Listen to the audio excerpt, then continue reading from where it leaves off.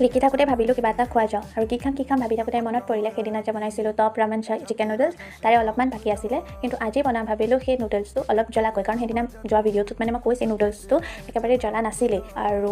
মই ইমানো জ্বলা খোৱা মানুহ নহয় হ'লেও আৰু অলপমানটো লাগে ন সেইকাৰণে ভাবিলোঁ এইবাৰ মায়ে যে ভোট জলকীয়া আচাৰ বনাই থৈছিলে তাৰে এটুকুৰামান দি দিম ভয়ো লাগিছিলে কাৰণ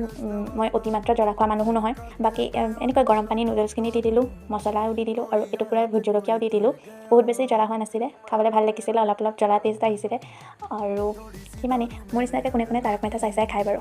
জনাবচোন দেই মোৰতো এইটো ফেভৰেট কাম হয় খাওঁতে তাৰক মেহতা লাগেই ভিডিঅ'টো চাই যদি ভাল পালে তেন্তে ছাবস্ক্ৰাইব কৰি থৈ যাবলৈ নাপাহৰিব